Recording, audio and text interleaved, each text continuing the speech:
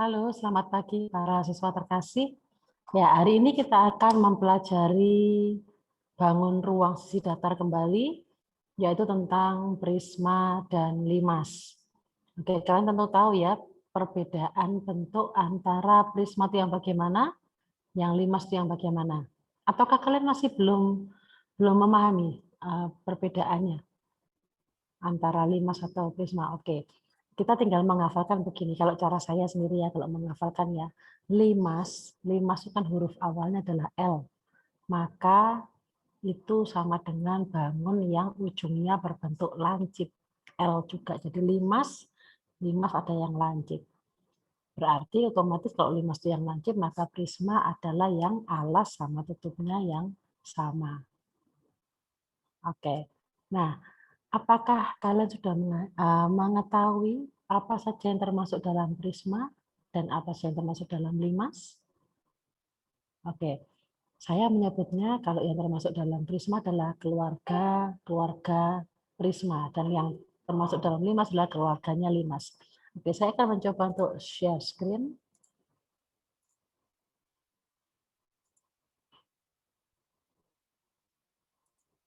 Oke, nah kita akan belajar bangun ruang sisi datar.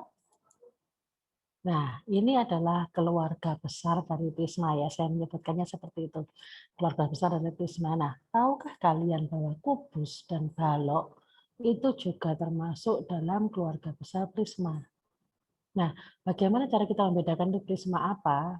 Cara kita membedakannya adalah dengan mengetahui bentuk apa yang ada di alas atau ada di tutupnya. Karena alas sama tutup pasti sama ya.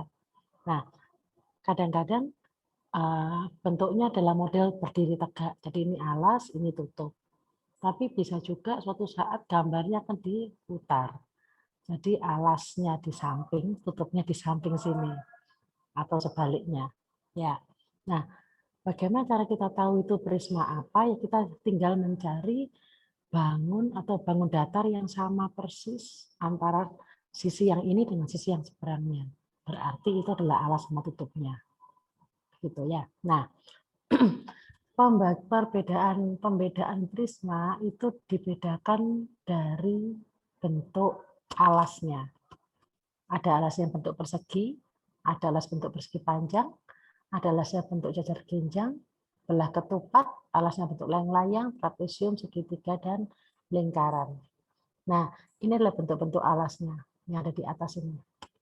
Nah, kalau alasnya bentuk persegi, dan tingginya ternyata rusuknya sama panjang dengan alasnya, saya ulangi, kalau alasnya berbentuk persegi dan tingginya bangun itu sama besar dengan panjang alasnya, maka dia dinamakan sebagai kubus. Kalau alasnya sudah berbentuk persegi panjang, maka otomatis dia pasti berupa balok bangun ruang itu. Nah, penamaannya setelah itu adalah tergantung dari alasnya. Kalau alasnya jajar genjang, maka namanya dia prisma jajar genjang.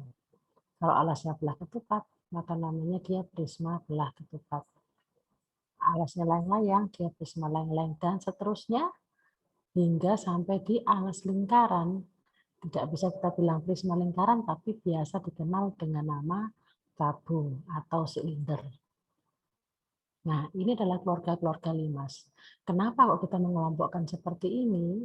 Ini untuk mempermudah dalam pemahaman konsep matematikanya.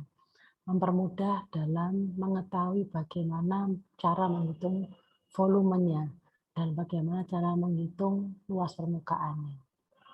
Karena mereka satu keluarga, maka otomatis rumus volume dan rumus luas permukaannya sama. Jadi, karena kita sudah tahu bahwa ini adalah keluarga besar prisma, kita tidak perlu menghafalkan semua rumus yang ada. Misalkan, rumus dari kubus R pangkat 3, volume kubus, rumus volume balok, panjang kali lebar kali tinggi, rumus volume prisma jajar genjang, maka alas kali tinggi prisma.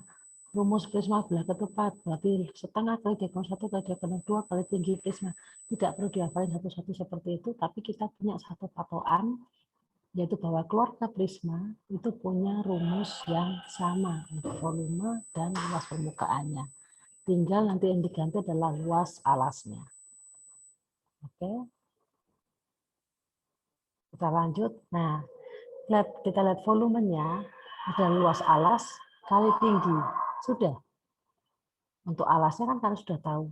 Bangun datar, misalkan jajar genjang, luasnya apa? Alas kali tinggi. Misalkan trapesium, luasnya apa? Dua sisi sejajar dijumlahkan bagi 2 kali tinggi trapesium, gitu kan? Nah, itu kan pasti sudah bisa lah. Tinggal kita mengingat yang ini, luas alas kali tinggi prisma, sudah beres. Nah, luas alasnya tergantung bentuk alasnya. Kemudian luas permukaan atau kata lainnya luas sisi. Jadi tergantung soal nanti ya, kadang ditanyakan luas permukaan atau kadang-kadang namanya luas sisi. Luas permukaannya adalah 2 kali luas alas. Kenapa 2? Karena alas sama tutup sama bentuknya. Oke, ditambah dengan keliling alas, jadi ditambahkan rusuk-rusuk alasnya, kemudian dikalikan tinggi prisma. Udah, tinggal ini saja. Jadi tidak perlu dihafalkan satu persatu. Wah, kalau bangun ruang itu pasti rumusnya banyak. Enggak. Cuma 2 ini saja. Nah, tinggal nanti kita isi luas jajar genjangnya apa, luas alasnya bentuk belah ketupat apa, dan seterusnya. Ini juga yang tambahannya sudah kita tahu kan? Kita sudah tahu dan kita sudah pelajari kembali di sesi yang seminggu lalu. Betul ya? Nah, hal ini juga berlaku untuk keluarga limas. Keluarga limas juga seperti ini, mirip. Oke, kita masuk ke keluarga besar limas. Jadi keluarga besar limas itu ternyata isinya sama dengan keluarga prisma. Hanya karena bentuknya beda, maka otomatis volume sama luas permukaannya pun juga akan beda. Nah, biasanya yang keluar kalau di SMP sih hanya persegi, alasnya bentuk persegi, alas bentuk persegi panjang, sama alas bentuk segitiga. Tapi selebihnya juga pasti akan sudah juga ada, juga akan dipelajari entah di SMA atau di mana nanti ya. Nah, rumus umum limas sebetulnya mirip dengan prisma ya. Kalau prisma luas alas kali tinggi, kalau limas tinggal dikalikan lagi dengan 1/3. Mengapa kok kali 1/3? Nah, kenapa kok kali 1/3? Nanti akan saya mintakan kalian untuk mengadakan percobaan. Setelah materi ini selesai, kita akan membuktikan mengapa kok volume limas itu 1/3 dari volumenya prisma. Oke, nah untuk luas permukaan atau luas sisi, otomatis kalau limas itu pasti sisi tegaknya itu berbentuk segitiga karena lancip ujungnya, betul ya. Kalau yang tadi, kalau yang di prisma bentuknya pasti persegi panjang, sisi tegaknya. Sisi tegak itu sisi yang berdiri-berdiri. Oke. Nah, di sini pasti bentuk segitiga. Minimal segitiga apa? Segitiga sama kaki. Betul ya? Nah, rumusnya adalah luas alas, karena cuma satu, tidak ada tutup ya.